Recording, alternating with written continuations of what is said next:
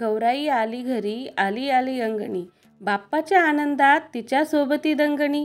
सोनेरी सोनेरी केस घेते जणू माहेरवाशीन. माहेरपणाचा आनंद लुटाया आली यावेळी राणी. मांगल्य आणि समृद्धी घेऊन येते संगती.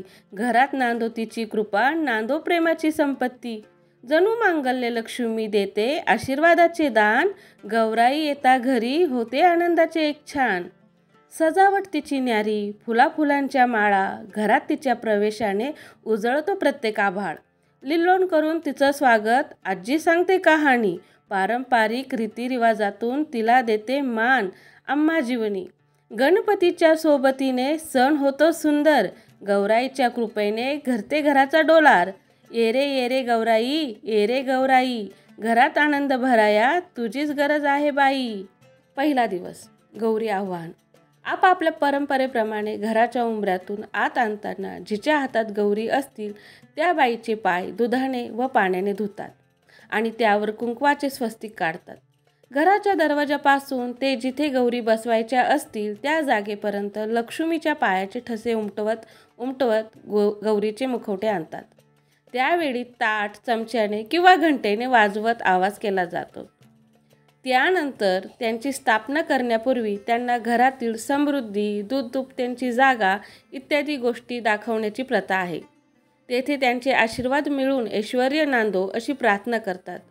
काही ठिकाणी लोक तेरड्याची रोपं एकत्र बांधून त्यांची प्रतिमा बनवतात व तिच्यावर मातीचा मुखवटा चढवितात. नंतर त्या मूर्तीला साडी नेसवून दागदागिन्याची सजवितात. पहिल्या दिवशी संध्याकाळी गौरीला भाजी भाकरीचा नैवेद्य दाखवण्याची प्रथा आहे. विशेष म्हणजे पश्चिम महाराष्ट्रात आहे. या प्रथेला गौरी आव्हान असे म्हणतात. आता दुसरा दिवस गौरीपूजन. दुसऱ्या दिवशी म्हणजे ज्येष्ठा नक्षत्रावर गौरीची पूजा होते. सकाळी गौरीची महालक्ष्मीची पूजा आणि आरती होते. आरती केल्यानंतर फराळाचा म्हणजेच रव्याचा लाडू, बेसनाचा लाडू, करंजी, चकली, शेव, गुळपापडीचा लाडू यांचा नैवेद्य दाखवतात. नंतर संध्याकाळी आरती करतात. पुरणपोळी, ज्वारीच्या पिठाचं आंबील, आंबाडीची भाजी, 16 भाज्यांची एकत्र भाजी, दिवे फळ वगैरे पदार्थांचा नैवेद्यात समावेश असतो. आता सध्या ज्याच्या त्याच्या पद्धतीने किंवा हौशीने सुद्धा पदार्थ निवडले जातात. नैवेद्यात पारंपरिक पद्धतीचा स्वयंपाक तर असतोच, पण आता वेगवेगळ्या मिठाईंचा सुद्धा सामील झालेल्या आहे. नैवेद्यामध्ये शेंगदाणा आणि डाळीची चटणी असते, पंचामृत असते, पडवळ घालून केलेली ताकाची कढी असते, कटाची आमटी व वेगवेगळ्या प्रकारची भजी, पापड, लोणचे इत्यादी. जसे की मी तुम्हाला सांगितले, आजकाल मार्केटमध्ये अनेक प्रकारच्या मिठाई आलेल्या असतात. जर ज्यांना हौस असते तर त्या मिठाईंचा सुद्धा समावेश केला जातो, जेणेकरून आपल्या गौराईला गोड गोड पदार्थ खाता येतील असे. केलेले सर्व पदार्थ केळीच्या पानावर ठेवतात. महाराष्ट्रात काही जागी या सायंकाळी महिलांना हळदी कुंकवासाठी बोलवतात. हळदी कुंकवाचा कार्यक्रम केला जातो. दर्शनाला आलेल्या महिला व मुलींचे आदरपूर्वक स्वागत करण्याची पद्धत सुद्धा आहे बरं का. आता दिवस तिसरा निरोपाचा विसर्जन. तिसऱ्या दिवशी म्हणजेच मूळ नक्षत्रावर गौरीचे महालक्ष्मीचे विसर्जन करतात. त्या दिवशी सकाळी पवत्याच्या म्हणजेच सुताच्या गाठी पडतात. त्या सुतात हळदी कुंकू, सुकामेवा, बेळफळ, फुले, झेंडूची पाने, काशीफळाचे फूल, रेशमी धागा असे एक एक जिन्नस घालून गाठी पाडतात. यामध्ये हळदी कुंकू, रेशमी सूत, झेंडूची पाने, काशीफळाचे फूल हे महत्त्वाचं तर आहेच, पण ज्याच्या त्याच्या पद्धतीनुसार परंपरेनुसार सुद्धा काही वस्तू ठेवल्या जातात. नंतर गौरीची महालक्ष्मीची पूजा आणि आरती करतात. गोड शेवयाची खीर करतात.